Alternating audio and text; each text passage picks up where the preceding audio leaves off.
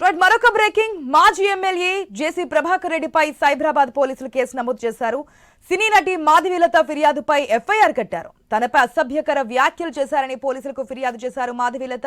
జనవరి 1వ తేదీన అంటే న్యూ ఇయర్ రోజున తాడిపత్రిలో జేసీ నిర్వహించిన న్యూ ఇయర్ ఈవెంట్ పై మాధవీలత విమర్శలు చేశారు.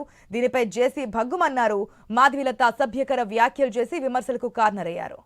మాధవీలతపై ఆ తర్వాత తన వ్యాఖ్యలకు ఆయన క్షమాపణ చెప్పిన మాధవీలత వెనక్కి తగ్గలేదు. సైబరాబాద్ పోలీసులు కూడా ఫిర్యాదు చేశారు. విచారణ తర్వాత జేసీ ప్రభాకర్ రెడ్డిపై సైబరాబాద్ పోలీసులు కేసు నమోదు చేశారు. ఆ రోజు కూడా మనం చూసాం ఎందుకు ఈ విధంగా ఆడి సారీ చెప్పారు కదా అని చెప్పి మాధవీలతని మా కరెస్పాండెంట్ అడిగినప్పటికీ కూడా సారీ చెప్తే అయిపోతుందా, ఇది కాదు కదా, ముందే ఉండాలి కదా, ఏ విషయం మాట్లాడుతున్నారు, ఏ విధంగా మాట్లాడుతున్నారు అనేది.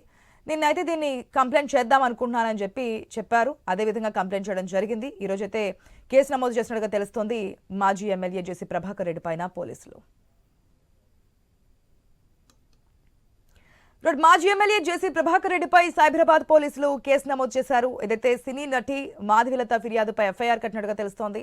పూర్తి అప్డేట్స్ మా ప్రతినిధి రవిచంద్ర ద్వారా తెలుసుకుందాం. రవిచంద్ర, ఆ రోజు స్టేషన్కి వెళ్ళి కంప్లైంట్ చేసినప్పుడు మీరే స్వయానా మాట్లాడారు, మాధవీలతని అడిగారు, సారీ చెప్పారు కదా, ఇంకా ఈ విధంగా కేసులు అంటే ఆమె దానికి సమాధానం కూడా చెప్పారు. ఇప్పుడు దానికి సంబంధించి జేసీ ప్రభాకర్ రెడ్డిపై కేసు నమోదు చేసినట్టుగా తెలుస్తోంది. డీటెయిల్స్ ఏంటి?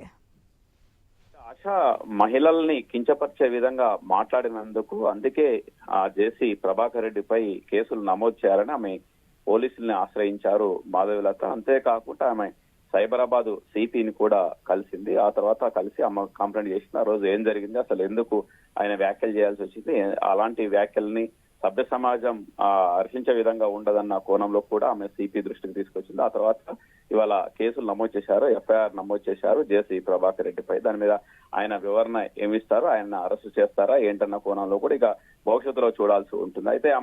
అయితే ఏం జరిగిందంటే 31st రోజు కొంతమంది పార్టీ ఇచ్చారు. జేసీ ప్రభాకర్ రెడ్డి పార్టీ ఇచ్చారు. అయితే అందులో మహిళలకు సపరేట్ గా పార్టీ ఇచ్చారు. అయితే మహిళలకు రాష్ట్ర వ్యాప్తంగా, ఆ మాటకు వస్తే దేశవ్యాప్తంగా చాలా చోట్ల పార్టీలు ఇలాంటి ఈవెంట్లు చేస్తుంటారు 31st రోజు. కాకపోతే ఆమె తాడిపత్రిలో జరిగినటువంటి సంఘటన విషయంలో మహిళలు కొంతమంది ఆమెకు వాట్సాప్ చేశారు. ఈ వీడియోల మీద మీరు స్పందించాలంటూ ఆమెకు వాట్సాప్ చేశారు, మాధవీలతకు వాట్సాప్ చేశారు. దీంతో మాధవీలత ఆ వీడియో మీద, వాళ్ళు పంపించిన ఆ ఫోటోల మీద ఆమె రెస్పాండ్ అయ్యారు. దీంతో ఎందుకంటే పోలీసులు 31st రోజు వాళ్ళకి చాలా డ్యూటీస్ ఉంటాయి, చాలా ఇబ్బందులు ఉంటాయి, సెక్యూరిటీ కల్పించే విషయంలో ఇబ్బందిగా ఉంటుంది.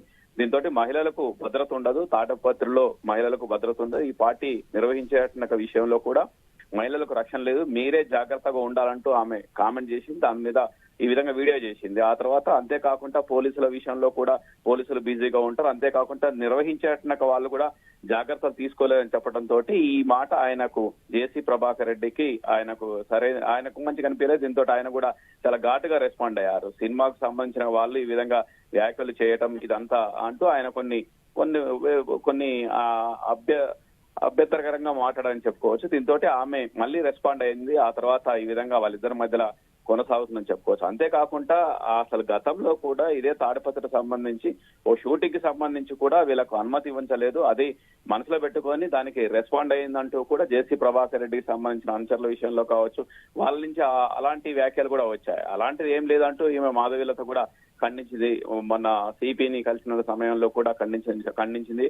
దాంతో అంటే ఏ విధంగా ఎవరైనా కానీ మహిళల విషయంలో, మహిళల భద్రత విషయంలో జాగ్రత్త తీసుకోవాలి అని నేను చెప్పాను. దానికి జేసీ ప్రభాకర్ రెడ్డి అభ్యంతరకరంగా మాట్లాడారు. అందుకే ఆయన మీద కేసులు నమోదు చేస్తున్నా. అంతేకాకుండా ఆయన మరొక అంశం కూడా చెప్పుకోవచ్చు, ఆ విధంగా నా వయస్సు మళ్ళింది, అందుకే నేను కొన్ని అనుకోకుండా అలా మాట్లాడాల్సి వచ్చింది, మాట్లాడడం దాన్ని సీరియస్ గా తీసుకోవద్దు, తప్పుగా భావించొద్దు, క్షమించండి అంటూ కూడా ఆయన వీడియో చేశారు. అయినప్పటికీ ఎవరు ఇలాంటి అంటే మహిళల్ని ఈ విధంగా వ్యాఖ్యలు చేసి ఆ తర్వాత క్షమించండి అని అనగానే సరిపోదు అంటూ కూడా మాధవీలత ఎక్కడ తగలేదని చెప్పుకోవచ్చు. దీంతో పోలీసులు ఆశ్రయించింది. అంతేకాకుండా సైబరాబాద్ సిపిని కూడా ఆశ్రయించేసి ఆమె గతంలో జరిగినట్టుగా సంఘటనలు వివరించింది. ఆ తర్వాత పోలీసులుగా పూర్వాపరాలు పరిశీలించి అటువైపు నుంచి అటు జేసీ ప్రభాకర్ రెడ్డి నుంచి ఇటు మాధవీలత నుంచి రెండు వైపుల నుంచి కూడా విచారణ చేసిన తర్వాత ఎఫ్ఐఆర్ నమోదు చేశారు.